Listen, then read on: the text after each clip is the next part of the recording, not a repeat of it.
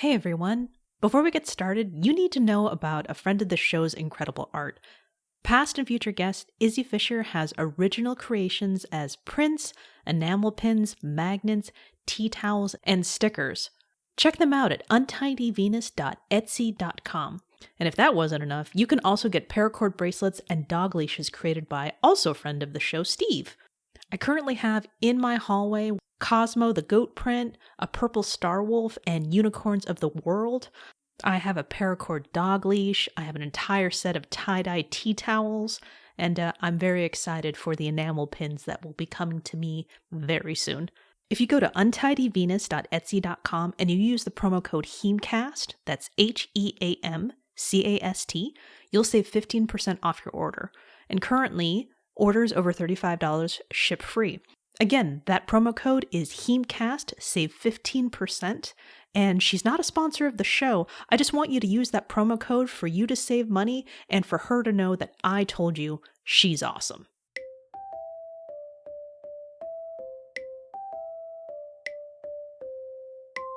Welcome to Happily Ever Aftermath, the podcast that explores the movies that influenced how we view love and romantic relationships. Yes, there will be spoilers. I'm your host, Diana Roderick-Sconard. And there's nowhere in the world I'd rather be than here in my room, dreaming about you and me. We're talking about Selena, 1997, and I have a very, very, very special guest to join me. Perla, thank you so much for being on my show. Oh, thank you for having me back on your show. It's so great to have you back. And it's also nice to have you, Selena. We talked about this back then. That was like, what, 3 years ago, I feel? Yeah, it's been a while, but we talked about it. And then, we were always recording in person, so we always had to make sure it was lined up just right because we don't live in the same area. No, but you do live in my old stomping ground, so I'm a Bay Area girl at heart. Don't worry. I know, and you had to be stomping there in order for us to make it happen. And then I learned, hey, I guess learning to record online is just the way I'm going to have to do this. So here we are. Yeah, I honestly I think some great things that have happened with the pandemic is the excuse of we have to be together. The energy's great, but at the same time, we can still do it. So let's do it. We found a way. That's the important part here. We're working with what is being provided. Correct. So like I said, 1997 Selena. It is the biography of how can you do her justice to describe? Yeah. So before we get started, I do have to say, I'm a Latinx woman, and Selena is our John F. Kennedy. We were so close to having, Cristela Alonso opens her stand-up special with Netflix. If Selena was here, this wouldn't happen. And she talks about how the Latinx community lost their star. Her English album was released postmortem. So what Selena is about is J-Lo's first big major role. She was already starting to come up. She was in Money Train and she was in U-Turn. So she's worked with some movies. She was in Out of Sight with George Clooney. But this skyrocketed her. So it is about Selena Quintanilla Perez, who was a Tejano singer who broke into this music industry. That Tejano music is, it's based off of polka from the Germans and inspired by the norteña music. Of northern Mexico. So it's a mutation of two versions of music. So that's why there's the accordion and stuff. Very inspired from that kind of polka kind of music. And so so she was told, because she's a woman and this is the era of sexism, oh, you're a woman, you won't make it here. In the movie they pay her less because she's a woman. So Selena was made with the blessing of the family, and it showed her life because her life was cut short. She died at 24. Yeah. I'm almost 40. She died the day before my birthday too. So I have a very unique relationship with her. I remember my aunt buying me her album Amor Prohibido, which is the outfit that she wears when she goes to Mexico. and like Como la Flor, all these, like she was like rocketing, like she was starting to rumble. She definitely had the Texas, like United States, Northern America market, but Dreaming of You, which is the song lyric that you quoted, is like what was going to be like. She was going to be the next Madonna, because that's what she wanted to be. She wanted to be Paula Abdul. She references these artists. She wanted to be like this American artist. And so this movie is about not only her life, but it also shows like her dad's upbringing and what happens to him and them as a family, and why like he is very protective. And in Abraham Quintanilla Sr. is very like litigious to like her ex-husband or her widower husband. He tried to do a miniseries about his life with her, and he like issued a cease and desist, and it never came out. Wow. There's the new series that just came out recently with Netflix, and people were like, oh, that's not Selena, this and that. But there is, like, she used to be this kind of like nerdy-ish because her dad had such a stranglehold on her image that it wasn't until she kind of like, she was 18, and that's when she was able to start doing the bustiers and dressing sexy, because she knew sex sells. But at the same time, like, hey, if I'm going to be treated like a woman, then I'm going to point to you why I'm a woman. And so this movie starts like where it starts in 1981, year of my birth. Shh, don't tell anyone. And so it goes until 97 when she gets killed. And I mean, like, she was assassinated. There's no way to describe, like, this is a tragic story. Right. And considering that, you know, this is like a very, like, considering it's talking about somebody who was murdered at a very, you know, she's, you know, like you said, she was very, very young. Yeah. You know, this movie, it's like, it still feels like very family oriented, despite the fact that it ends so tragically. And it's like a weird push and pull where it's just like, okay, well, I saw this when I was younger. When it came out, it was actually in my second year Spanish class that they played. Oh, I saw it in Spanish class too. So I remember watching it, and I'm just like, oh wow, it's just like, you know, it's kind of amazing. So when you said, hey, let's watch this again, and I'm just like, my heart just immediately went to, you know, the broken part of it, and I'm just like, wait, is there a love story in there? All I can just think about is like her father and how big it was. It's like, oh right, the conflict is because of her falling in love. Yeah, her falling in love. Damn it, of course. So yeah, and by the way, you saw this in Spanish class. Was it the first time you saw it? Yeah, because like when I lived in the suburb in Solano County, and so there, like, Selena was on the theater for like 2 weeks. And my parents, like, we didn't get a chance to see it. And so it came out in spring break. It was a really weird time when it was released. But it was, like, huge in Texas, huge in, like, the Bay Area, like the major cities like San Jose, San Francisco, L.A., like New York. It played a lot. And so we missed it. And then my Spanish teacher, because I speak Spanish fluently without an accent, Hilaria Baldwin. I don't speak an accent in either language. Anyways, more on that later. So when I saw it in Spanish, it was like, he was like, do you guys want to do this or watch Selena? And everybody's like, we're going to watch Selena.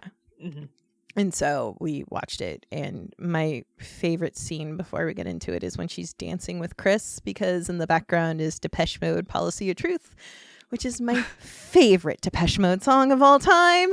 So like for me, like when she's dancing and flirting with her soon to be husband to Policy of Truth, like I'm like, I want this, but not the ending. I just want this right here. Like, just like, it's like it's coming together for you as a heart is slowly cascading around the two of them with the soundtrack of Depeche Mode. I mean, Depeche Mode is my favorite band. I mean, I've seen them 5 times in concert live. One of my best Christmas presents was the DVD of the concert I went to go see. And I'm like, yes. And I'm waiting for the moment where I'm going to crack it open and just like get dressed up in my goth gear and watch it in my living room. But yeah, and that's the thing about the movie is like, it's also considered one of the top 5 biopics. Cause anytime, like, especially like Rocket Man was the last big biopic that was released. So anytime a movie like that comes out, or they like release, like, here's the top 10, it's always in the top 5. It's like Selena, coal miner's daughter. How does What's Love Got to Do with it? Usually, it's usually in the top 10 too, because that's like Angela. It's like another thing too. Like I was talking to our mutual friend when we were watching it together. And I'm just like, how did she not get nominated for an Oscar for this? Like her and Angela Bassett both should have been Angela Bassett should have been handed an Oscar for Tina Turner. Because like when she gets beat, like that is pain in her face.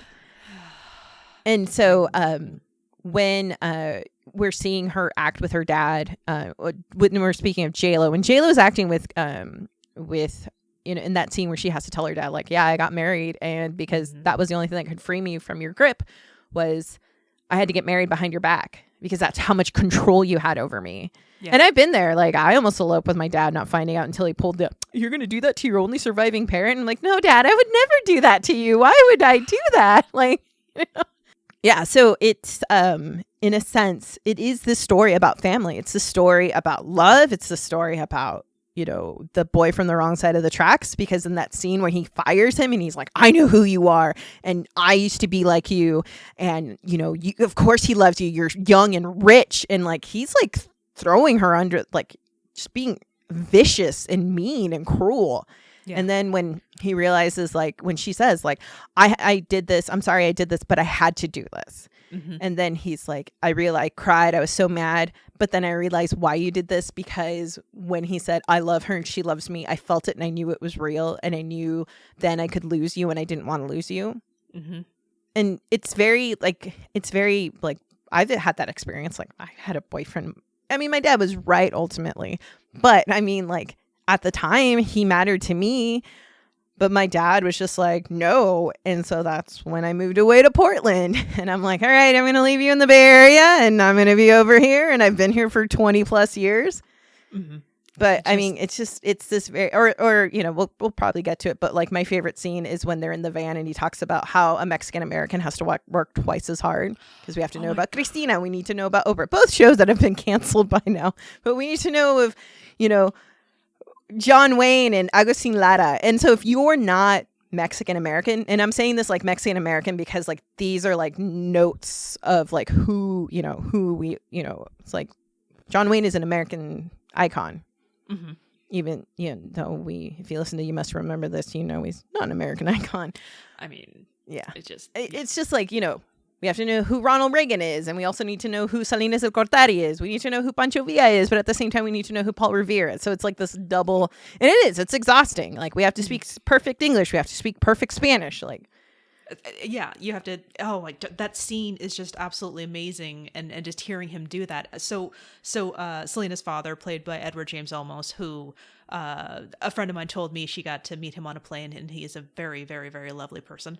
I tweeted at him this afternoon. I was like, I sent him that photo I sent you when I was watching it, and I'm like, hey, I know I grew up with my dad watching on Miami Vice, but I need to tell you, you playing this role as Abraham, like that's my favorite role of yours, and I play your monologue more times than not about being Mexican American. And he's very sweet. Like, if you look at his Twitter, he's currently mourning for people who lost their parents due to COVID, or if you need a meal, please text this number and they'll get a hold of you. Very humanitarian, very sweet man. And he's wearing a wig in this movie, but he does it so well. Like, if you do the side by side of him and the real Abraham, there's no separation. Like, who is who? Like, the real Abraham's a little bit fuller in the face. Okay. But other than that, they're in parallel down to the glasses. Incredible. Yeah. And like you mentioned before, the very early part of the movie shows what young Abraham had to do. And that was his band in the beginning. Mm-hmm. And he had a love for music, but he had to deal with the racism, the rejection, the fact that he tried to play Here We Don't Want You. Yeah, I thought they were Italian, which goes back to like, it's like, I didn't, that line used to like make me go, But in today's world, when he's like, I thought they were Italian, it's like, oh, right. So that's the preferred minority. Like, Italians who are immigrants as well, they're fine. Whites only, but as long as they're Italian, maybe Irish, I don't know, because he didn't say that part. But I can't play Mexicans here. I don't care if the kids like them. Oh, okay, so you're willing to lose money to prove you're a racist. Got it. Cool. That's yeah. I have no words and then for that. They go to where the Mexicans are, and they get rejected. Right. Because and it isn't translated, and so I want people to know, like, they're like, there's this one guy who's screaming at them, like, ¿A dónde están las norteñas? Saying, like, where's the norteña music? which is again inspired by polka, which is why he kind of steered Selena towards Tejano music, because he saw that rejection. Mm-hmm. So they're like, this woman is screaming and she's like constantly like, queremos bailar. And she says it in English once, like, we want to dance. Right. But she's like, and they show her when they get evacuated with the police. Yeah. And he's like, what'd you do? He's like, sing You Belong to Me. And that's another great Mexican actor too. Like, I've seen him in other roles. And so he, you know, they can't play We Belong Together because that like doo-wop isn't welcomed in this world. And these are this is a Mexican dance club. And the owner lost money because he booked a doo-wop group thinking they'd be good. Right. And also doo-wop group, you know, that song We Belong Together, I'm just like, oh, I remember that. Here I am, you know, born in the 80s, and I'm just like, oh, yeah. The 80s, we loved the 50s. The 60s, yeah. I went to for the people who may not know this, George Lucas is from Modesto, California, and for a while they used to do cruising nights on the anniversary of American Graffiti. And this is the most nerdiest thing I know and say. On the anniversary of the release of Star Wars, there's a lightsaber at Skywalker Ranch that gets lit and stays on for the duration of the movie. Aww. Yeah. But also they get rights too. He always releases the Star Wars movie early in Modesto. But yeah, remember the Big Bopper was big, like La Bamba. I think that's really what, like, the nostalgia of like the 50s. I think it's what's happening right now. It's like the 90s are really big right now. Like, my younger sister's like, what was the 90s like? Well, you were born in the 90s. She's like, yeah, but you're old. I'm like, how dare you? Like, shut up. Yes. Well, exactly. La Bamba, big movie in my family because, you know, came out in the 80s and, you know, that's what we had on a loop. Yeah. And that's another tragic story of like a rising Latino star. Mm-hmm. And they both don't speak Spanish if you know, parallel it, because there's this really cute scene where he writes this song for her about the clock. Yeah. And she's like, Spanish? I don't speak Spanish. And this is like a plot point that people don't realize until she's in Monterrey. And they're like, what do you mean she doesn't speak Spanish? Right. And so she like charms the shit out of the... Wait, can we swear on this? Oh, please do. Okay. Sorry. I was like, oh, I've been good. And she's just like, they're like, we'll all do the talking. And again, this is Abraham with his control grip. And she's like, no, wait, let me. And just charms the shit out of the press. Yes. And she's just like, I'm very, like, she says the first word, which is orgullosa, means I'm very happy. And like the word for excited is estática. Estoy estática. But she couldn't, like, because speaking in two languages is really, really fucking hard. Because you're either translating one language into, especially if, like, so my dominant language is English. I sit and think in English. But when I speak Spanish, I'm kind of processing it in English at some point. I can think in Spanish. Like when I'm in Mexico, by like the second week, I'm like, English, ¿qué es eso? But it's like really, like, also there's a generation of kids ahead of me that didn't speak English because in LA there was Operation Wetback. There's a great Dollop episode about it. I helped with some of the research. And this is when they would just round up the brown people, put them on Union Pacific trains that they had a contract with immigration, and would just dump them in Mexico. Oh my God. Yeah. Terrible. And so people saw this, and this is during the Pachuco War that they call it the war, but it was actually a bunch of Navy people came and started to fight with the Pachucos in LA, and they beat up this Navy guy, and Zoot Suit is based off of this trial.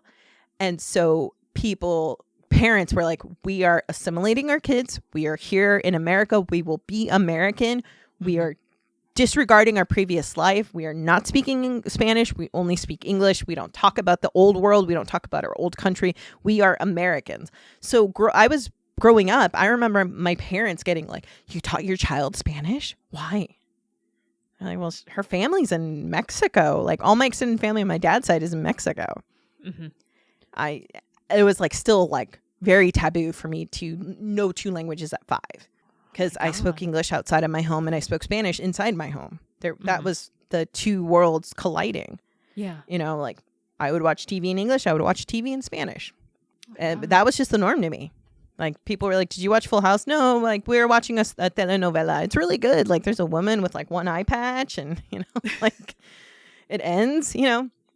But yeah. So like Selena, like you see this, like this, not this break that she has, but you see her struggle of like, I need to know this. I'd sing in Spanish. And like when she sings I Could Fall in Love, she tells her brother, like, I bet you a lot of people are going to wonder how I learned Spanish so fast. Or English so fast. Because she goes from singing in Spanish to English. Oh, wow. So it's like these little lines. And also the director of Selena directed my other favorite movie, which is Mi Familia, My Family, with Jimmy Smits. Ever J. Molmos is in it. Like, it's like J-Lo's in it. She's in this movie. Huh. Yeah, it's really good. It's such a beautiful movie. Like I cry every time Jimmy Smits like talks to his son at the end, and I'm just like, oh my god. And El Norte, which is on its 40th anniversary, I think, of its release. It's very close to it. Criterion just did a beautiful release of it, and it's about these Honduran immigrants that come, you know, go to El Norte, which is the north, and when they're crossing illegally, she gets bit by a rat. And she gets the bubonic plague and dies.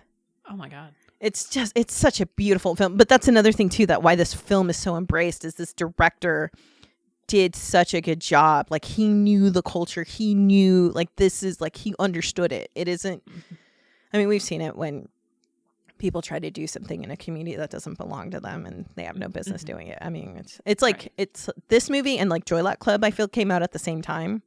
Okay. And so, like, I remember, like, there was a lot of buzz because, like, Joy Luck Club was, like, 95, I feel. And so, like, Joy Luck Club, because when I lived close to San Francisco, like, the Asian community was, like, they nailed it. They got it right. This is how you do a movie. It's like when Crazy Rich Asians came out, they compared it to Joy Luck Club. Like, this is the first time where we've had an entire Asian-focused cast. And so, like, that's why Selena, like, if you look at the numbers, Selena doesn't look like a success. But if you look at like the box cover numbers, how many times it gets played on Bravo, how many times it gets played on Lifetime, like this is a big cultural token to people, like not just Latinos, but like people who knew Selena. Like I know Texans that are as white and blue-eyed and like, oh no, I love that Selena. She's an amazing singer. I'm like, really? You know who she is, but you're from Dallas. Like, no, she's huge. Like. No, well, they actually did a really good job of portraying that kind of thing where it's just like, you know, taking them around smaller venues, bigger venues. And then all of a sudden it's like they had to like, of course, truncate it to where it's just like, we're on the radio. You know, they actually did it in like that thing you do. Like because this is like 95, there's a lot of like shortcuts and tropes that they have to do to tell the story, but it's still effective because it's just like, oh, okay, well, you hear that they're number one. They hear about it through the radio. Yeah. They can't, well, it's like, oh, right. No cell phones. Of course, they're not going to find out about this. And there's no internet, so they don't get the tweet about it. Because it's like, it's really cute. So like the running joke with Suzette, her older sister is, and they like, so the way the movie starts is Abraham is a musician. He gives up his dream once he gets more serious because when he's like, I'm going to start a band with the kids. And the mother, her name is Constance in the movie, is like, you missed Suzette's birth because you were at a gig. And he's like, I know it. I've been trying to make this up to you. So he's trying to teach the kids. Suzette doesn't want to learn how to do the drums. Nobody wants to play Blue Moon. And he is really pushing this dream. They open a restaurant so the kids can perform and then lose everything in the process. So they still do these little, they're at the country. It's so sad when she's like performing at the county fair. Oh, yeah. And then Abraham is like, why don't you write the songs to, AB? Because he's Abraham Jr. And he's like, fine, I will. And the songs get better. And, she starts wearing little glittery outfits. And they show the Tejano music. And like the mom says it too. She's a girl. She's a little girl. This is a men-dominated music industry. Like she's just a woman. That's another thing too. Like there's the scene when she takes off her jacket and shows the bustier. And the dad panics and can't say bustier, which is true because my dad can't say a bustier too. So I love that scene. And she's in a bra, like, And he's like, 650. I thought we agreed on 1,000. And he's like, "Tú sabes" is like, well, in Spanish, it's like a slang term, like, oh, And he's like, well, I mean, she's a woman. So she kept getting dismissed by the industry because she wasn't good enough. She was good enough, but she's a woman. She's just window dressing. Which is something that just kind of blows my mind because, the people were there and they can just cast it off as just like, oh yeah, well they're just here. It has nothing to do with her. Yeah. It's like the evidence is here. Yeah. And then like what's really sad about that scene too is like she sees that couple with like the little like teddy bear or something, and they're like kissing and next to the you can see she's like, I want that. I want something like that. And she even makes comments, you're right, exactly, about how she graduated through high school through the mail. Yeah, because she was in Big Bertha. Big Bertha's, I've spent more time in Big Bertha than anywhere else, which I love that they named their bus that. I mean, that's probably why I named my car, my black Volkswagen Beetle's named Jet. I named it after a friend of mine. Her name was Jet with 2 T's, not Joan Jett. And she always wore black nail polish. And she was just the sweetest. She's like that woman that like you sit next to and you're just like, oh, I just feel 10 times better about myself, because she was just this loving woman. She passed away, unfortunately, but she was just this beautiful woman. She was a representative for Chanel, and she just always was like, oh, Perla, you know what? I got this sample, full size Chanel. Oh, here, you can have it. You know, we would meet out for lunch and like, just, oh, here, you can totally have it. It's on me. Just you need something like this. I'm like, thanks. And so she was one of the first people, too, who was like, you would really look beautiful with red lipstick. And I'm like, no. No. And like, it's like Selena, too. She is rocking. Like, that is Max Factor 508 Banbury wine. That is the exact lipstick, because every girl, every Latina wore that color. And J-Lo rocked the shit out of it. She looked great. Yeah, and that's the thing is like J-Lo is Puerto Rican. So when J-Lo got cast, like people were like, how dare she? And I mean, there was a lot of fire towards this movie. Right. Yeah, it was just like, how can she's not even Mexican, she's not even Texan, like and then the first scene that they filmed was it's the Astrodome, but it is in San Antonio. The Alamo Bowl is where they do the concert. And then people saw her, and at the end they do the side by side, like you see her coming out in the chariot in the purple outfit. And she looked dead on. I mean, she had the body to fill the costume. Like that's J-Lo. And so people reacted differently, and they really embraced J-Lo. And J-Lo, like when she was doing the press, she's just like, I feel honored that I was selected not only by the director but the family let me play this role. Like the family had control in the movie.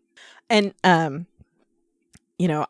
like J-Lo was very sensitive to this role because she knew what she was doing. Like I was rereading some articles doing research for this role, and the sister Suzette thought that they had taken some of Selena's clothes, and they were like, no, we just recreated it. We went off of pictures. Like there's the scene where Suzette and Selena are like waving at the camera. They recreated a home movie that they had shared with them. I mean, that's how much detail that they put into the movie. Yeah. And or like the Grammys dress, that's an entire replica. Like they saw the dress, they studied it, and they recreated that dress.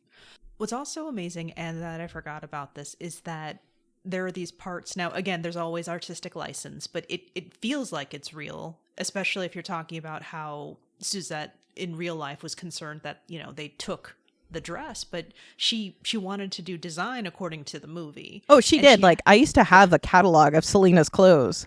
Really? Oh yeah. Like, and it was like, think contempo casual with like a more of a urban feel, Tejano look to it.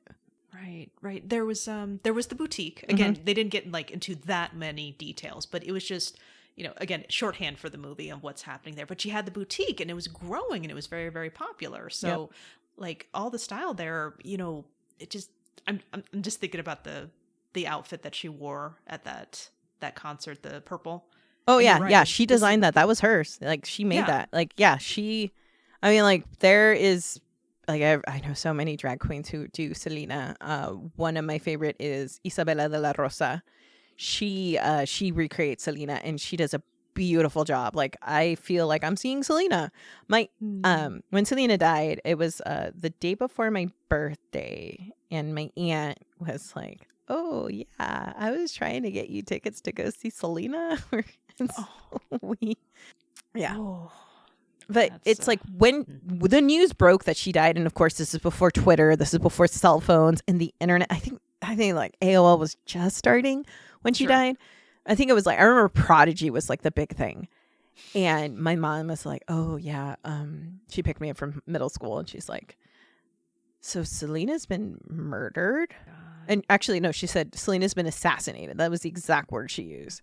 Wow. And she's just like, I still remember like it was yesterday. She's like, I'm like, "Who did it?" And she's like, the president of her fan club. Because I didn't know who Yolanda was. Right. I'm like, "So what's happened? Did they get her?" She's like, "No, she's on, like, she has a gun to her head, and she's in a parking lot." And she was out there for like a long time. Like, I think it was like 12 hours she was out there. Right. And the actress that plays Yolanda, she passed away, unfortunately. She does a like, sucks that I'm about to describe, but she does a really beautiful job recreating Yolanda. Because I remember seeing Yolanda crying and holding the gun to her head. Like, you could see it, because Telemundo and Univision, that's all they played. This was our OJ White Bronco situation. Like, we need to know who killed, like, people. I'm very against the death penalty. I am very like, and I have an exception. She's that exception. Wow. Like, when they called her, when they charged her, like, she's on death row as we speak. And people were cheering, and they had signs like "Burn in hell, you murderess," with her like picture like outside of the courthouse. And I mean, it's just like, it's really disgusting that she like made up lies. Like, she said that her and Selena were involved in a lesbian love affair, or but she stole. She was like, that's what got her in trouble, was she was stealing from Selena. Yeah. But like, they, like you said, it feels real. And what's sad is like, it does, I forget the film technique that it's called, but it's like you work your way back to it. So it starts with the concert, and then we flash. You see her just fucking kill it with the 70s mix. So it proves that she can sing, and like, she was getting her fans ready. Yeah. Like, I'm going to start singing in English. I'm going to sing "I Will Survive." I'm going to sing "Funky Town." I'm going to sing "On the Radio." I'm going to, like, she was getting like, "Hey, like, I know English. I'm, let me do the 70s medley." And like, that song, those songs that she's singing, those are the songs my mom would dance to. Like, "Guilty" by Barbara Streisand and Barry Gibb. Like, I think you've seen me share this a lot, but I heard it on a trailer, and I was like, oh my God. Like, I can still picture my mom in her slip getting ready with her curlers in her hair, dancing around the house. And I used to be like, "Mom," like, just like really kind of rude to her, but I would do anything to see my mom like in her curlers, in her slip, dancing around the house. It's like when Princess Diana died, my mom, like, this is around the same time too when Diana died too, because she died in 97, I feel. No, she died. Yeah. When did she die? Yeah, I think that's right. 97? Because the movie came out in 97. No, she died in 98. 90. Oh, okay. She died in 98. I was about to say, was it 99? Okay. Go on. Okay, I'll you verify. Look up that, and I'll tell the story. So my mom wakes up, and she's crying in front of the TV. And then I'm like, "Mom, what's going on?" And she's like, "Princess Diana died in a horrible accident in France." And I'm like, "Okay." She's like, "She's dead." I'm like, "Uh-huh." And she starts crying, and I'm like, "Mom, you didn't even know her. Like, she didn't know who you were. David Bowie died." And then that's when I was like, this is my penance for making fun of my mom, because I was too young to realize, like, you were young. Yeah, I was like a teen. I mean, like, I was a piece of shit teenager. Like, I always tell my dad, like, the reason why I'm a good adult is because I was a fucking asshole as a kid. Like, I did an interview, and I was like, I first want to apologize and tell my dad, "You were right. I'm really sorry. I should have listened to you and never gone out with that guy. But I learned my lesson, and this is the lesson I learned." But I mean, it's just like when Princess Diana died, that rocked the world. But like when Selena died, like, that rocked the Latino world. Like, specifically Texans. Like, she has a statue in front of Whataburger. Like, they do so many little touches. Like, did you know that they were Jehovah's Witnesses? No, I didn't know that. So there's like a couple of like Easter eggs in the movie of them being Jehovah's Witnesses. It's like literature of like Jehovah's Witnesses.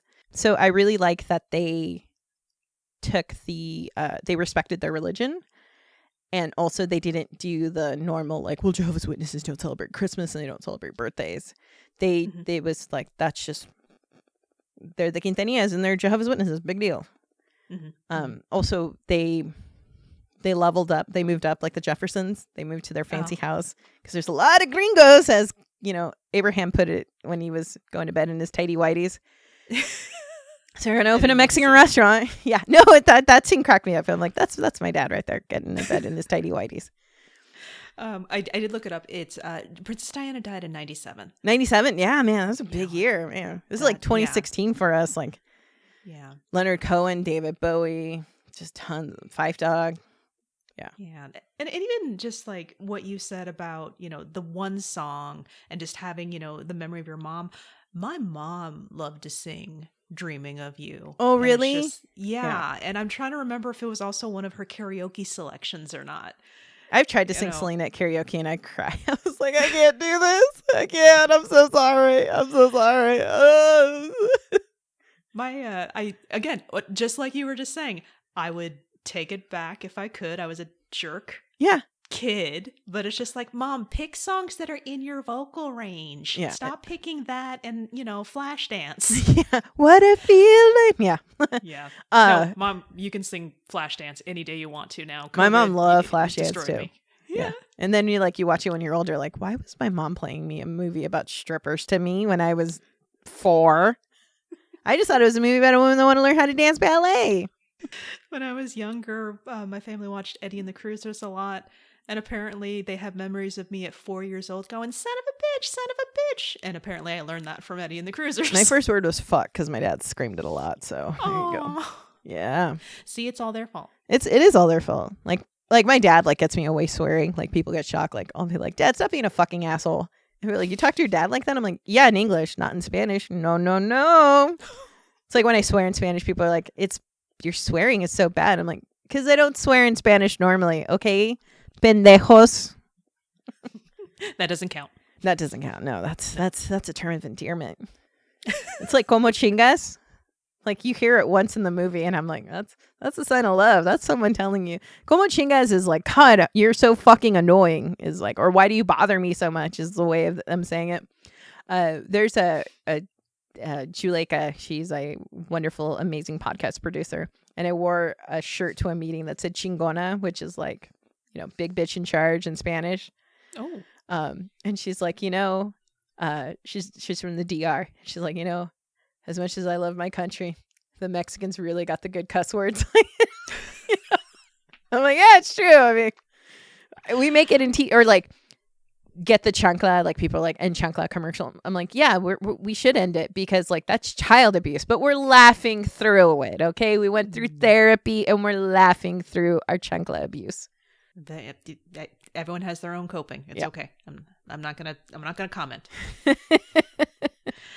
So if we're looking at Selena and Chris's relationship, they fell in love dancing to Depeche Mode. Don't forget that. That's the most important part to me. To me.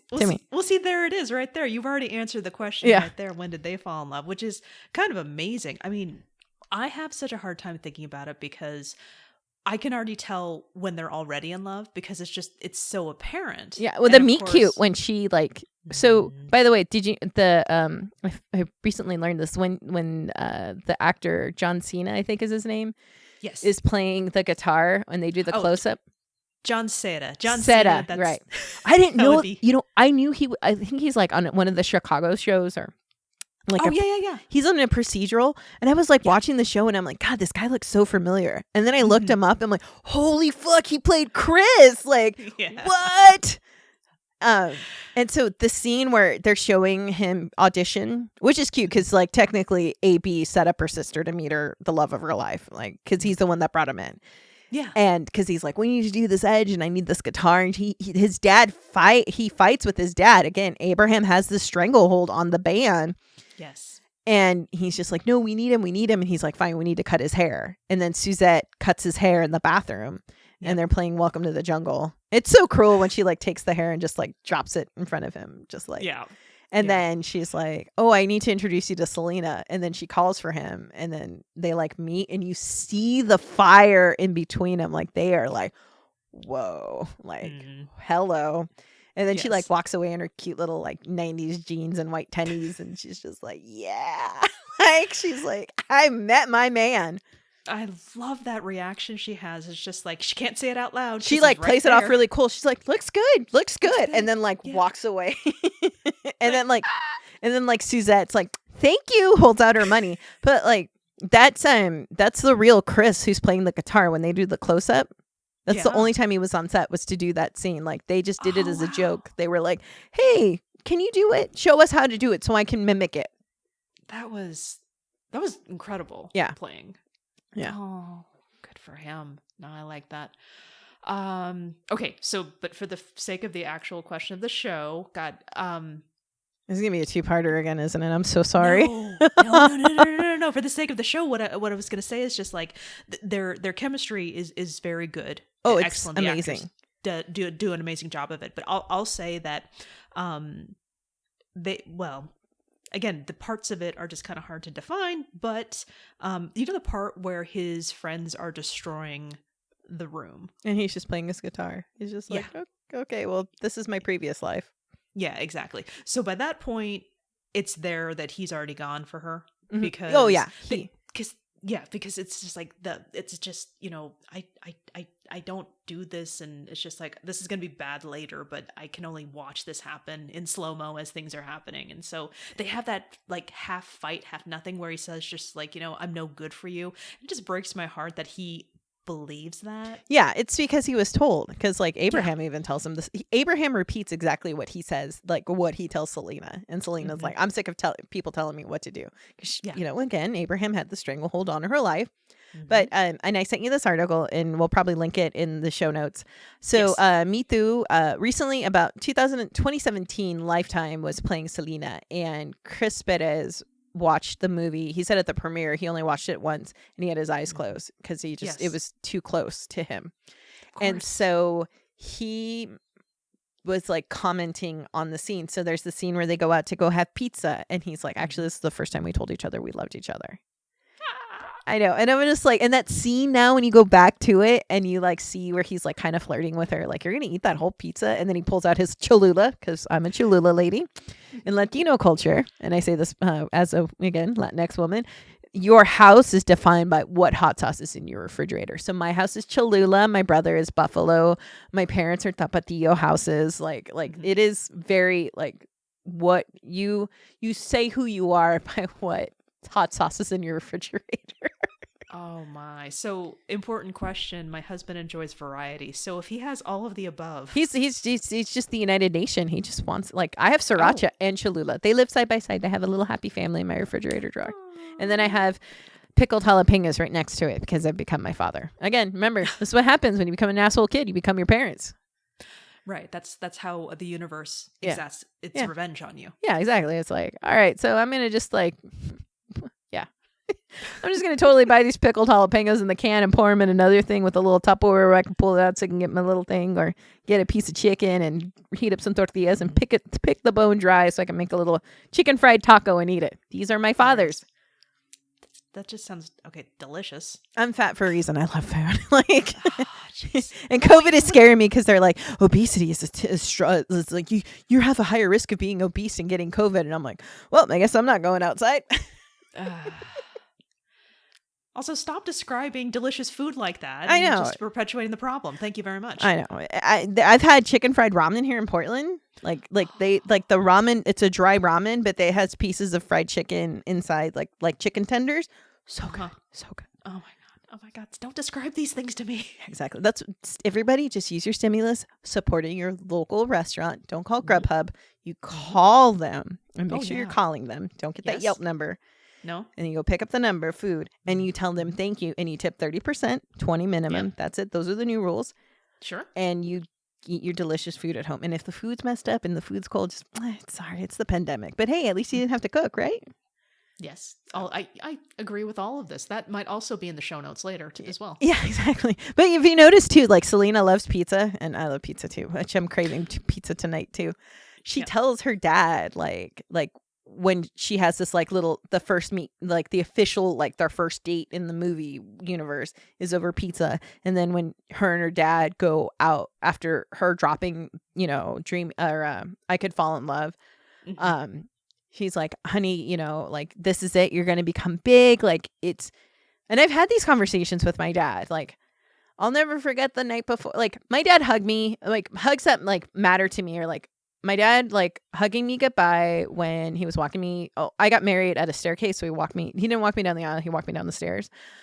He hugged me goodbye, and then he hugged me when I graduated college. And when I graduated college, I know that hug was different. Like when he saw me in my cap and gown, and I was wearing my very cute black and white market dress, and he like just like pulled me in and like hugged me, and I was still in my cap and gown, and was just like, oh, I'm so proud of you. And it's like they're having this beautiful conversation where he's like, Abraham and Selena are having this beautiful conversation where it's like, I'm sorry, Selena's married and she's more in control of her career, but Abraham tells her like, this is what we've been working for. This is everything we've wanted for. And then fucking Yolanda came and ruined it.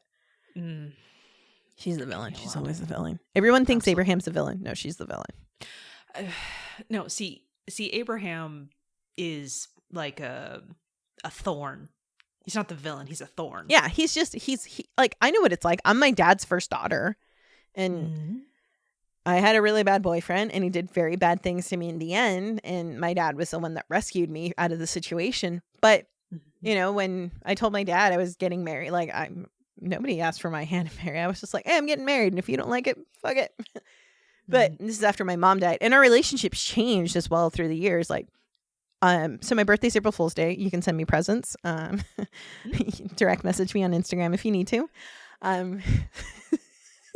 Also will be in the show notes. My birthday's April Fool's Day. So I like to so I turned 40. My mother died at 39 in a car accident. So me turning 40 is kind of weird for me because I'm out living my mother's life. And so I don't know. Trust me, my poor therapist, I can't pay her, but she's being really nice to me. And I'm having issues processing this. Like, I'm about to outlive my mom. And my mom loves Selena. Oh my God. So my sisters also love Selena. But my best friend, Ali, he met me when I was 18. We met in 1999. So we've celebrated our thanks to, the pandemic. We had a fun meeting in LA where we went and walked around Venice. And I teased him. I'm like, Ollie, can you believe that we've been friends since I was 18 and I'm now in my late 30s? And then he went to Billy and he's like, hey, you want to hear a young Perla story? I'm like, shut your face. And we actually, I bought a Selena sticker together. We were walking around. And then I was like, oh yeah, I got a Selena sticker. We went to this really cool like Latino market called Molcajete. And there was like this person selling like stickers. And I'm like, well, I got to buy this Frida Kahlo and I have to buy this Selena sticker. Amazing. And so like Selena sticks with you. It's like the Beatles. Like I love the Beatles. My parents also didn't tell me that John Lennon was assassinated until like I was like, how come Paul McCartney tours and John Lennon never does? What? Because the internet wasn't around. Parents got away with more shit when the internet didn't exist. There was no way to contradict them. Yeah. It's like I've had to help my friends. They're Jewish. And so their children, I have to, I had to help them explain like, so there are people who believe in Santa and there's people who don't believe in Santa. We are in the category that does not believe in Santa. And we're going to be nice and we're not going to ruin the fun. Because that's like taking the cake away from them. And we love cake. We love cake. So let's not take the cake away from them. So when people tell you what they got from Santa, don't be like, that was your mom. Don't be a jerk. Now, unless the kid's a jerk, no holds bar. You be a jerk back. But if that kid's being sweet and telling you how awesome it was that they got socks from Santa, you let them. But you also tell them how awesome I was because I got you socks. There it is. Yeah. You have Santa. We have Perla. Yeah. I mean, like, that's my favorite sale. And I think they're called Kroger's. I don't know if they're in the Bay Area. I didn't know of Fred Meyer until I moved to the Pacific Northwest. So every Black Friday, they have half off price sock sales. And I will wake up Black Friday. I'll drink my coffee. Yeah. And I'll go fight the Karens and we'll go buy our socks. I buy plenty of socks for me. Like when I used to work professional clothing, I could get Gold Toe for 50% off. And Gold Toe's like $20 for socks. And so I would buy socks.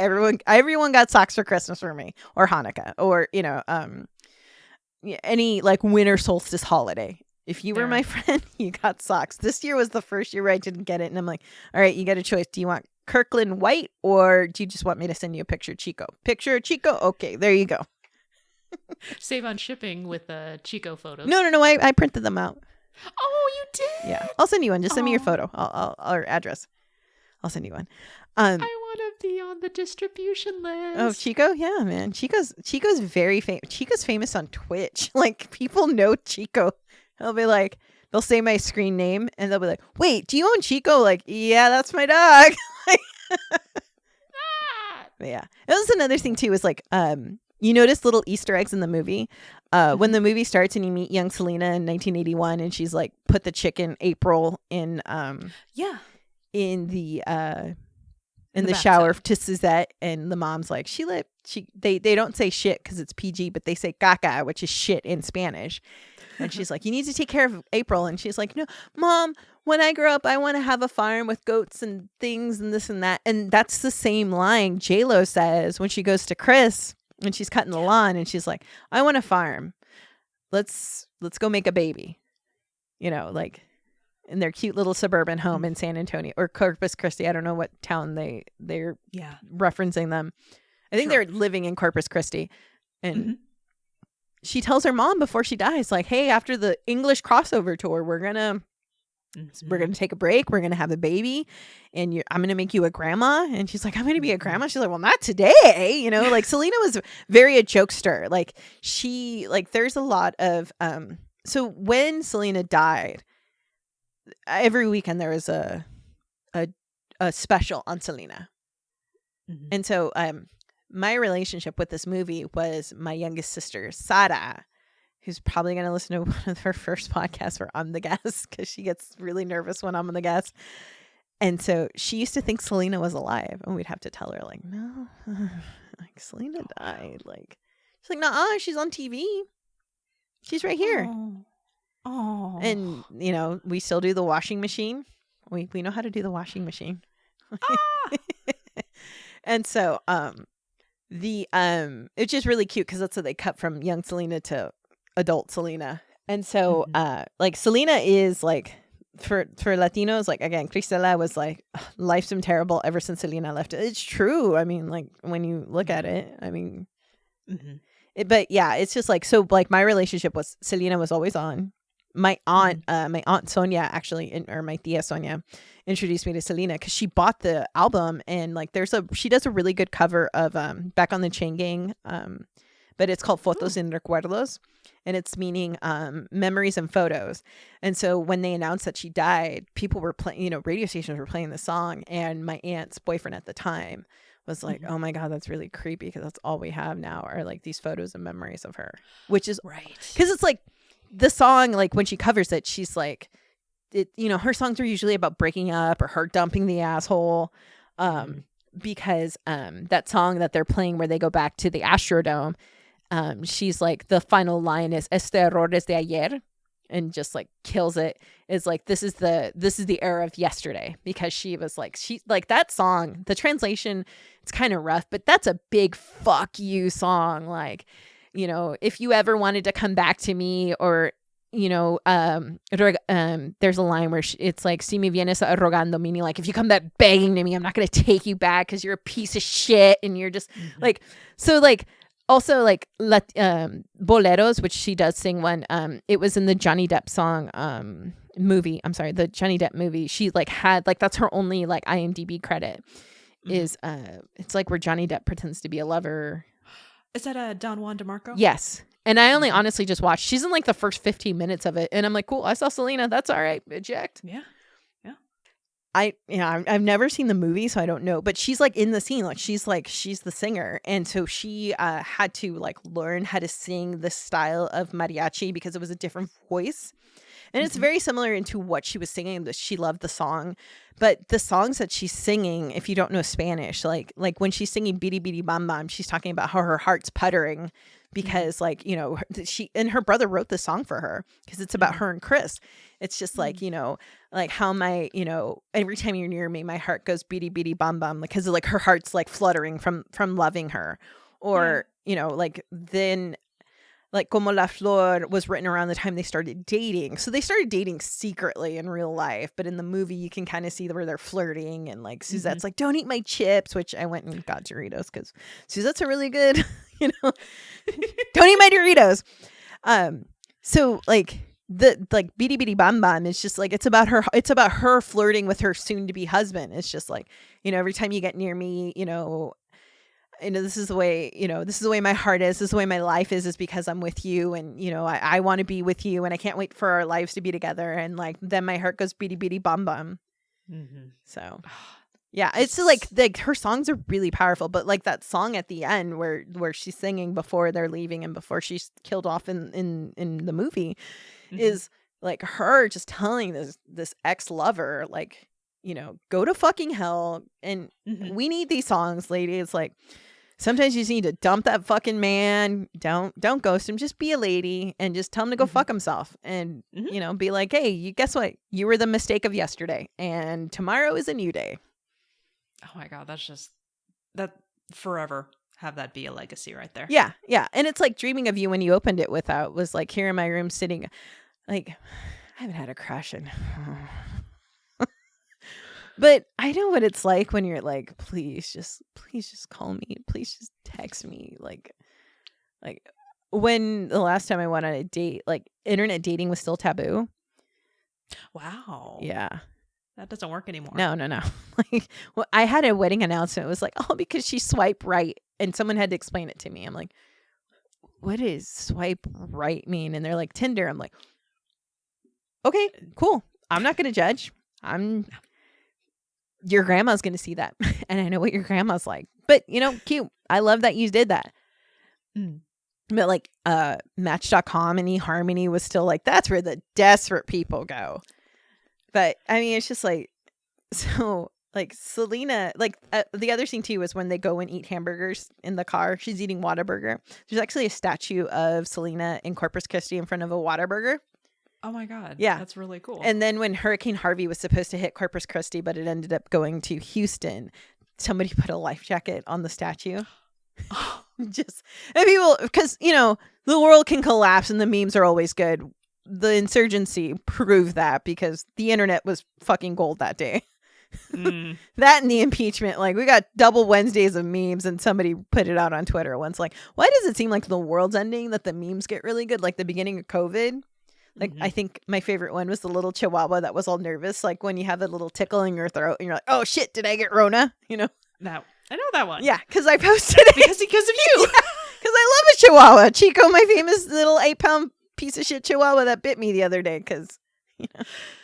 Yeah. Aww. But yeah, and so like Selena, that's the other thing too, was like, I noticed that because I was like, oh, Selena always wanted a pet and she never got one because she was always on tour. Right. She like talks about like she had her pet chicken. And you know, when she goes and moves to Uncle Hector's house, she's living in the barrio, which is like the Mexican hood. I mean, like they show them, they're walking to school and they're like, they have dirt roads. Like, I mean, unfortunately this shows the racism in America, where like these parts, you know, when they lived in the white neighborhood, as Abraham calls it, you know, with the gringos, you know, they had the manicured lawn and the friends drinking, you know, little margaritas while the friends played, the children played, which honestly, I would do anything to drink with my next door neighbors without like behind a mask and so forth. And, you know, they're just like happy and living the American dream. And she says like, you gave me this house for security, and Abraham risked it. And, you know, my dad one time told me, I was like, Dad, I want to do this. And he's like, oh, that's a pipe dream. You can't live off of a dream, because living on a dream is like living on air. And I'm like, but Dad, you need air to breathe, right?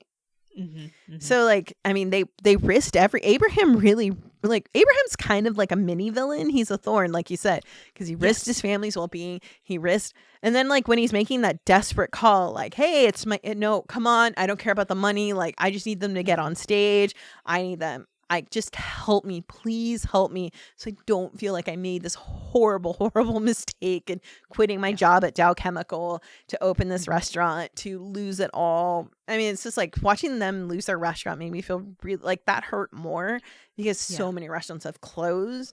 Like that. Let's see. There's a couple in San Jose that recently closed that I was just like, what? No, like El Correo in the East Bay just closed, and I'm like, oh my god, I remember having dinner with my parents there. Like, we had to drive there and we had to dress up, and oh my god, this is like this famous Mexican restaurant. And yeah, it's just sad. Like, I'll never forget the one day I walked down the Mission District and my favorite burrito shop became a juice shop. Never wanted to punch a tech bro so hard in the face. Oh, it's heartbreaking. Yeah. I mean, did you get to punch a tech bro? No, I wanted to, but then I ended up working with him, so I guess that's what I get for wanting to do that. Well, okay. But yeah, I mean, like, Chinatown hasn't changed. That's something. Yeah. By the way, the best Chinese food is like 2 doors down from the McDonald's. As weird as that sounds. It's the one that says like ice cold drinks and free women. It's like next door to that sign. Okay. And the best Italian food is a kitty corner from City Light Books with the red door next door to Tosca. That's pretty specific. It is. It's like when I drive up Fremont and I had my in-laws in the back seat. I'm like, oh shit, we have to go near the strip clubs. Oopsie. Yeah, but then like Portland's land of strip clubs. So I don't know why I got so nervous. Oh, okay. Yeah. That works. So ordinarily, we ask the question, what happens next? But we can't, because we know what happens next. Yeah, that's actually kind of difficult. It is. So can we play the game? What would have happened had Yolanda not been the fucking villain that she is? Of course. I honestly think Chris and Selena would have pumped out like 3 kids. 3 kids is a good average. Okay. Much like her family. Yeah, just like her family. She would have duplicated her family to make her dad and her mom proud. Probably would have been as famous as Adele and Madonna. Like, she would have been the big star. Like, she would have been like, when her English album came out, she would have been right before Britney and Christina Aguilera. Yeah. So she would have been like the first, like, because Christina Aguilera released Mulan, and then like that launched her into pop. But she would have had like this double culture, this, you know, the Tejanos and the American English speaking audience. So she would have probably been doing big ass concerts that would have been impossible to get tickets to. She you know, her kids would now be teenagers at this point, or no, they would be adults at this point, because they'd be they'd be in their 20s. Like, so I honestly think like she would have had kids and they would have been doctors and lawyers. Like Chris says, like, oh, my parents wanted me to be a doctor and a lawyer, and she's like, and all I wanted to do was practice. And he's like, oh my god, you like practicing? Like, it's so cute when she's like, my dad used to force us to be, you know, to do practice our instruments and singing and stuff. He's like, well, I don't know, if I would have been in your family, I would have been a doctor or a lawyer. And he giggles about it. But, you know, and so like, I honestly think like probably like either A, they would have all gone into the industry, or B, they would become doctors and lawyers, and they'd be the ones like rescuing us from COVID, you know, from today, or finding the cure to, you know, cancer, or, you know, like they would have been like, oh, children of Selena, you know, pop star Selena, you know, that would be the lead story. Is like they wouldn't live in the shadow of their mother. They would just have the ability to like, oh, well, hey, I want to split this atom because my mom gave me the money to get my degree and master's degree in science and get a doctorate in it. Absolutely. I mean, it is kind of interesting. I'm wondering what kind of like influence, because when you have family in the industry, it's a little bit easier. Now, granted, you do have the shadow. Can you imagine having, you know, a parent that is just like the biggest star in the world? Well, I mean, that is in Mexican, like in Mexico, there's like Vicente Fernandez, and in the Grammy scene, she goes like the nominees are like these big stars like Vicente Fernandez and Los Tigres del Norte. I have seen them live, and I took my very white husband with me, and he had no idea why people were getting excited when somebody was playing the saxophone and the accordion. Like, he's like, what? Like, what is going on? Like, why? Like, the saxophone solo comes out and everybody loses their goddamn mind. And he's like, what is happening? Like, I don't understand. Like, why? But like, so like in the Grammy scene, it's like, she's like, you kind of hear it loosely. So it's like Vicente Fernandez, Los Tigres del Norte. And then they like, Suzette talks, so you don't hear the other nominees, but you hear her. And Suzette's like, whatever happens, just, you made it. And then we'll just go beat them up in the parking lot, which Suzette's a woman after my own heart, because I would totally beat the shit out of someone if they beat my sister out of a Grammy. I don't care if you're Vicente Fernandez, but Vicente Fernandez has a son named Alejandro Fernandez, and he lived under the shadow of his dad for years. Oh, he's just nepotism, but he's actually talented. This isn't like somebody who made a show about 4 white girls in New York and they all are children of celebrities. Like, this isn't that situation. Like, he's very talented. Alejandro Fernandez. I'll link you to one of my favorite covers. Well, it's not a cover, unfortunately. Once these boleros and mariachi music, like Selena has a couple covers that you make, you re-record it and make it your own.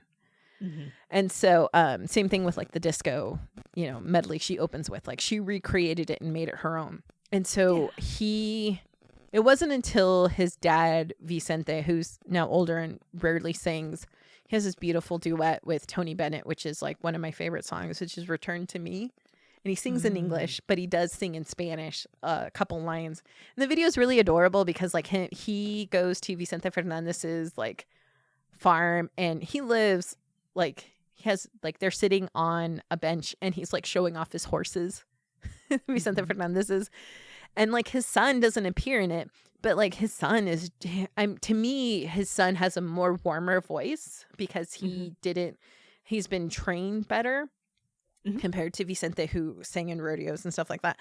But I mean, yeah, you're right. Can you imagine, like, this is, Guadalupe Perez, daughter of Selena, and people are like, she's like, singing opera. Like, well, why don't you sing pop songs like your mom? That kind of situation. Yeah, exactly. It's like Lourdes, like, I think she's in college. Like, she's getting a master's degree. Wow. And you don't really, like, Madonna does keep her children hidden, except for the adopted one. She, like, still, tote that one around, that poor son around.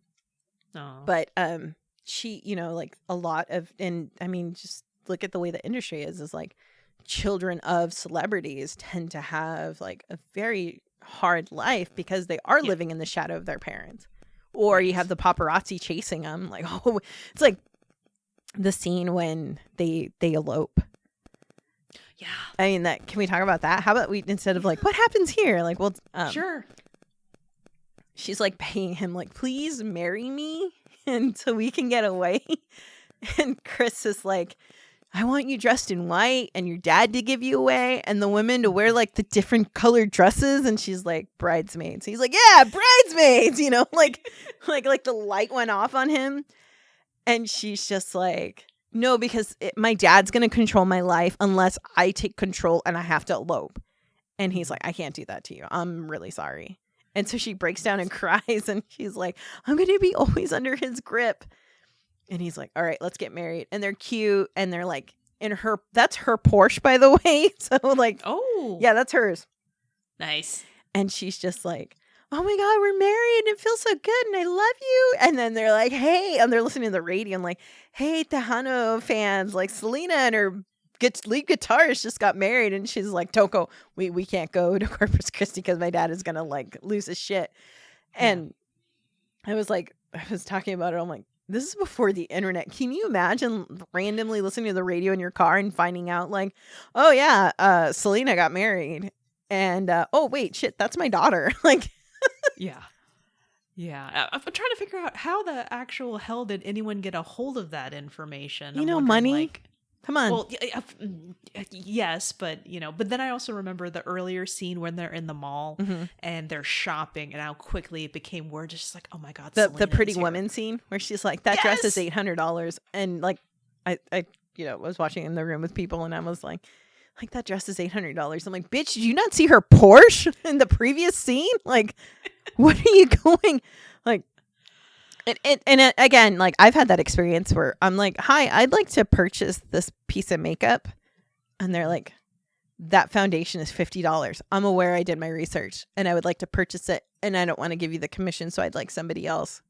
And they'll be like, what? And then like they'll call for somebody else, and the other person is the rep I'm normally with. They're like, oh my God, Perla, hey, we got that thing you wanted. And I'm like, oh great, let me buy that foundation. And you know what? Since you've been so nice to me, I'm gonna buy the eye pencil. Oh, and you have new liquid eyeliner, and you have a new red lipstick. Oh my God, let's make this a $200 sale. Ow, my heart. Yeah, and that's the Beverly Center. Fuck, was that where that scene was? Mm-hmm. That's the Beverly Center. Right. Damn. Yeah, the second you said that, I'm just like, yeah. It's like any second it's gonna be, we're sorry. It's pretty woman scene all over again. And it's like the way it's so cute because like the guy's holding like the employee of the back of the store is like Selena, and she's like, oh hi, like she still like she doesn't know how to react because she normally didn't expect, like she's in LA, no one's gonna recognize her. Sure. And she's just like, oh, hi. And then like she's like, oh shit. Like, we got to get inside. And people freak out because again, LA has a huge Latinx population. And my favorite woman is the ladies in the kitchen that are cooking. Yeah. And they're like, Selena's here, and the woman's chopping, and she's like, oh, Selena. And she runs out. And then like the other woman in the background is like, I, Selena, she's here. I'm like, that's me. That is me right there. That would be me. If I could be anybody, that would be me. Oh man. No, I would, I would too. As much as I would want to pretend that I wouldn't be part of that, I'll just be like, no, I want to see. Yeah, and there's like, you see all the fans, and everyone's like, what is happening? And they're like, that's Selena. She's here for the Grammys, and she hears them talking about her, and she's like, oh, now you want my money because I got the bucks. I mean, like, granted, they flew coach to Southwest back in the 90s. Southwest, like, they got like, the airlines were still decent, like. Southwest was nice. I remember flying Southwest and like enjoying it. Yeah, flying in the 90s, different. Oh, I know. Flying in the 80s was the best. Again, aging myself. I took a flight from Texas to San Francisco. And I remember I like met up with my dad met with us because we were flying back from Mexico. And like, just like my mom dressing us up. And just like, no, this is how we fly. We wear good clothes to go flying. And we got a meal. Yeah. Oh, the meals. I know. The last time I ever got a meal on an airplane was an international flight in 2008. I was flying from Seattle to Mexico City. That's the last time I've been fed on a plane with purchase of my ticket. Right. I was about to say, bringing something that you got from, before boarding does not count. No. This is like, of course not. I do pay money for Alaska for the upgrades so I could get extra leg room and get my complimentary cocktail. Oh. Yeah. If you can do it. Well, Perla. Yes. I want to make sure we cover everything. Yes. Any other parts about Selena you want to make sure we talk about before? Okay, so I'm going to go back to my favorite scene in the movie, which is when Selena and Chris kiss for the first time while they're dancing to Depeche Mode. Makes my heart so happy. There it is. Yeah. Oh my God. Every time they play it like live, like you can see my face. Like I am so happy. I love Depeche Mode. Like my uncle, when I turned 15, he gave me a copy of Some Great Reward and The Cure mixed up. And he's like, this is the music and you should probably be listening to. I'm like, okay. So when I met Alan Wilder, one of the members of Depeche Mode, he was the first person I called. Like, I got my copy of Violator signed. Oh my God, that's a moment and a half right there. Oh my God, yeah, man. Like, I'm serious. Like, for those of you who don't know me, the reason how I brought it into podcasting was I called Horatio Sands after getting into a car accident. And then I told him that my favorite band was Depeche Mode. He's like, well, what were you listening to in your car? I was like, oh, I was listening to Depeche Mode. This is before podcasting became like the soundtrack of everyday living. And he's like, oh, really? I'm like, yeah, I have my copy of Violet. He's like, that's cool. Send me a picture of it. And I had to like make my Twitter public so he could see it. And then he just was like, you're really good at this. You should do more of this. And I'm like, okay, I'll take advice from you. I mean, I second that advice. You absolutely need to do more of this. I know. You should. I know like you're doing the solo, but you should just bring me in once a month. Like just next time, give me a movie that I've never seen. Or like have a really weird like, well, I never saw it because of this. Like The Family Zone. Don't bring me for that because we don't want a repeat of the Titanic. Or do we? Oh my God. I want you to let the listeners know how to find you. Okay, so you can find me on my Instagram and Twitter of the same handle, PX Caballero. It's PXCABALLERO. And you can find pictures of Chico. And then on Twitter, if you're brave enough, you get to see what I'm thinking in my daily life. Usually it's Judge Judy or Marvy Povich memes because that's what I watched during the pandemic when you're unemployed. And if you did watch the Judge Judy episode, we can talk about it. Do it. Yes. I do it. Yes. Yes. And in the worst case scenario, if you already follow HEAMCast on Twitter or Instagram, we are following both. So you can always use that as a link. And we're on Twitter and Instagram at HEAMCast, HEAMCAST. Perla, this has been wonderful. Has it? I hope so. I hope you're not lying to me. You're not being like that woman. Like, that dress is $800, lady. I will happily accept your $800 for my podcast. Oh yeah. I mean, like, also tip your waitress. It's not cheap to make a podcast. And I know this from trying to produce one, and we're not talking about that. But hey, share this episode. If you think it's funny, hey, how about this? If you have a relationship with Selena, let me know. Okay? Let us know. Let the show know. Selena is always considered in the top 5 biopics. And I've said this already, and I'm going to say it again. And we've said this. This is about family. This is about love, because she had to fight for her love. She had to almost give up her career to get her husband. And especially in the pandemic, man, relationships are so important because you really got to pick who you're going to look. All I'm going to say is I really wish Selena was still alive. I really, really hate that someone took her life away from us. And I really hate that there are people who are upset about the Netflix show, but this is in the time period when Abraham wasn't like, he has a stranglehold of her career and her image. This is why you like the Mac collection, which I'll send you photos to put in the show notes. That was a 10-year legal battle for them to make the Mac Selena makeup, specifically round 2, which is a lot better. And I waited up till midnight and put my credit card information down so I could get my Selena because it was my birthday and I wanted that red lipstick. And I even got the Big Bertha lip gloss. Incredible. No, we will link to that as well. Yeah, I'll send you pictures so we can put it. But yeah, please let me know. I've shared Selena to a lot of people who were just like, oh, isn't that the J-Lo movie? I'm like, no, it's the J-Lo movie. We wouldn't have J-Lo without Selena. Get that right. You know what? That's a good way of putting it. Yeah. Excellent. I can't thank you enough, but I'm going to try. Thank you. Thank you so much. Thank you for DMing me and asking me to be a guest, because when you asked me, I was like, hell yeah. We're going to do this. We're going to watch Selena again. Available on Hulu if you're watching this during the month of January. Mm-hmm. Yes, and that's exactly how I did it. And I didn't cry. Oh, I cried. It's okay. We can cry. Like I said, it's okay to cry. Yeah. Sometimes the soul needs to be cleansed with some tears. I get picked on because I cry when someone wins an Oscar that they so rightfully deserve. And if you want another movie that will never be in your podcast because it doesn't fit, watch Roma on Netflix by Alfonso Cuarón.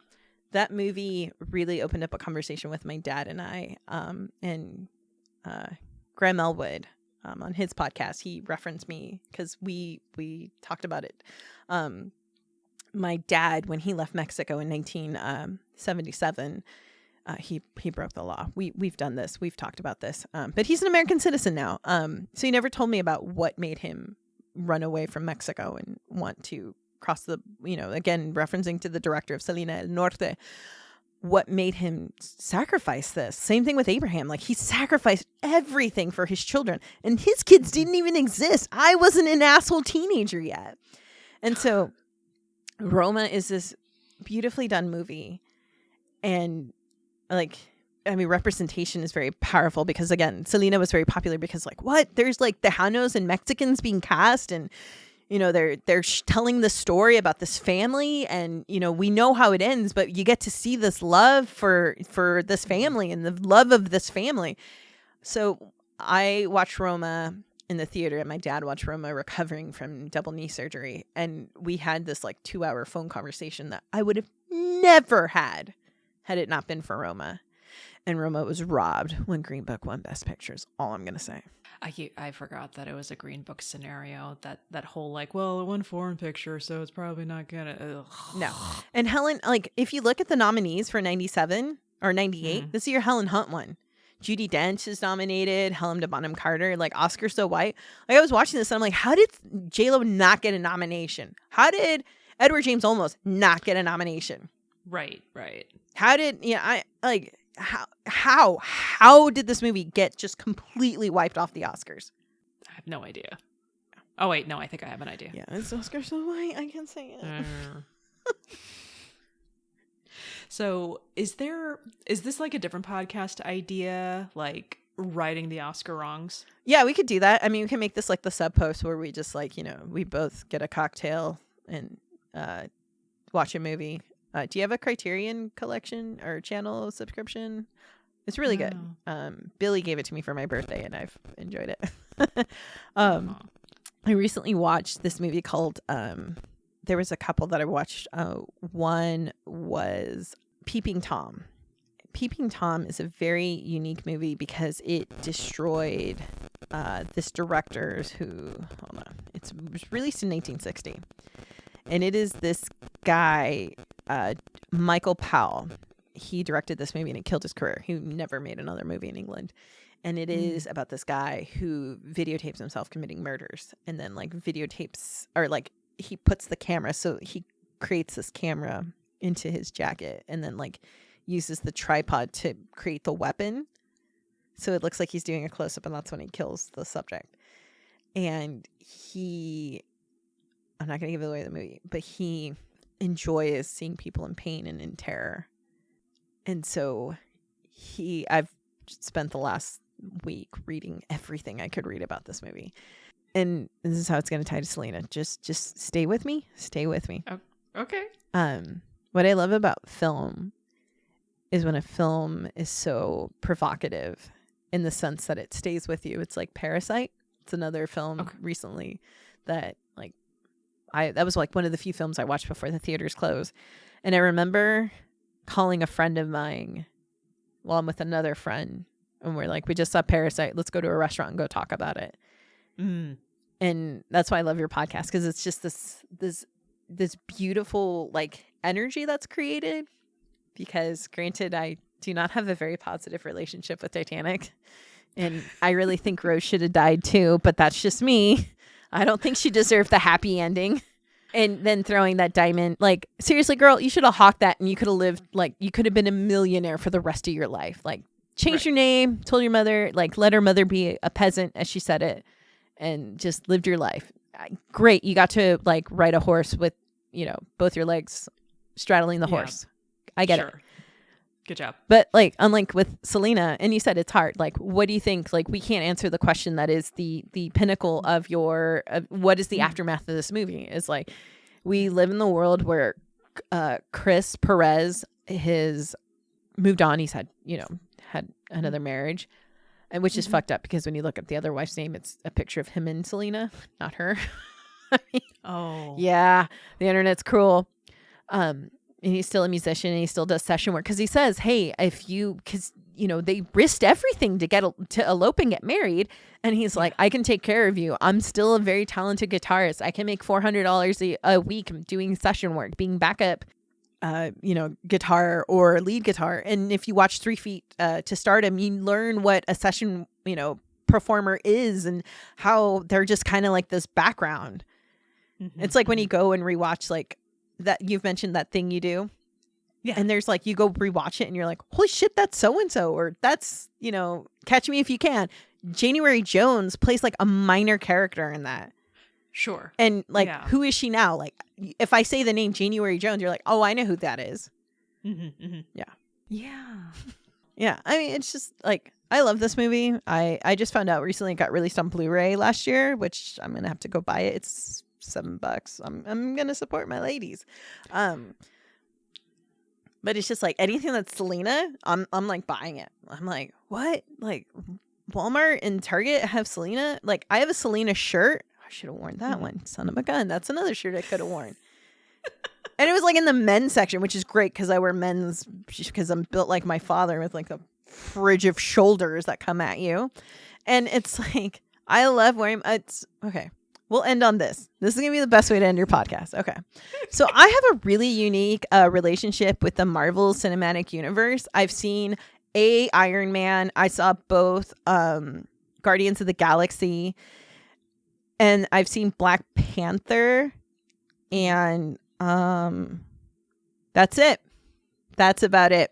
So I got invited to go see the Avengers at the Cinerama in Seattle. So I took a train up there and spent the weekend. And in the ticket, it said, we don't want you to dress up in costume for safety, but please wear your superhero t-shirts. Okay. Cool. I show up wearing a Selena shirt because she's my fucking superhero. And people were like, is that a Selena shirt? I'm like, uh-huh. Like when Captain America showed up, I didn't know who the fuck that was because he's in all black. And then I'm like, people get all excited and I'm like, all right, he's which Chris is he? I don't know. Why is everyone getting so excited for him? He's a man in a black costume. I didn't know who the fuck the red guy was or like the Elizabeth Olsen sister. Like I'm like, there's a love story. What the fuck is happening? And it wasn't until he's like, nice to see you again, Captain. I'm like, oh wait, that's Captain America. I get it. It's Chris Evans. I sat through Wonder Woman and watching Chris Pine, and I'm like, so when does he become Captain America? This is because I'm too busy watching fucked up movies from the 60s. Because again, these movies happened when I was in school, and I didn't go to the movies. So there is a pic. I'll send it to you, and we can make this in the show notes. Just put this in the slideshow of me pointing to the logo, wearing my Selena shirt, so fucking proud. I wore a Selena shirt to the goddamn Avengers, and nobody could say shit to me because they knew, just based on the look on my face and my amazing eyebrows and red lipstick, don't fuck with this bitch because the Chola will tell you what is up. They said, wear your heroes. Yeah, exactly. It said, wear your superheroes. It didn't say, wear your Marvel, wear DC, because honestly, Batman, the best Batman, Michael Keaton is the best Batman. Val Kilmer played the best Bruce Wayne. And I have notes. Hashtag facts. It is. Like, I sat through Suicide Squad in like the first 10 minutes with Viola Davis. And I'm like, Viola Davis, why are you in this terrible movie? That's an unfortunate waste of, talent. Yeah, but like the Harley Quinn Birds of Prey, great film. Ooh. Loved it. I had a great time watching it. Mm-hmm. But Selena remains. Selena will always be my hero. She will always be my hero. That's the way it should be. Yeah, it should be. And like, honestly, I wanted my wedding song to be I Could Fall in Love, but I got outvoted. And unfortunately, when you get in a marriage, you learn, hey, it's not always going to be my way. Sometimes you wish it was, but no. Or when I almost married this one guy and I was like, oh, we should dance to Dreaming of You. And he's like, what is it with Mexican girls like you and Selena? And I was like, do I really want to spend the rest of my life with this man? Wow. Don't. When a woman says, especially if she's a brown woman like me, and she tells you, hey, my favorite artist is Selena, I know she died, you just leave that shit alone. Because if you're still playing your Beatle records, you can't say anything. You know what? Also facts. Also hashtag facts. Totally nailed it. Yeah, I mean, seriously. What I can say is please listening to this podcast again, come back, give it a like. Hey, like it on Facebook. There's only let's give it 100 likes. Okay. You got a friend? Tell them, hey, let's listen to the show. Let's giggle at it. It's like Teen Creeps. That's another podcast I highly recommend. It's a fun one. I love Teen Creeps. Kelly Nugent. And yeah, she's great. But Lindsay always comes with a snark that I'm like, You and me. Because unfortunately, we have to live in this nostalgia mode. And as much as we want to pretend it's not good, that's all we have. And hey, you know what? I'd rather be stuck in my room dreaming of you and me. There you go. That was beautiful. Thank you again, Perla, for you. being with me. Oh, yeah. No, I'm so happy. And until next time, may your aftermath be happy. And may your aftermath be always happy.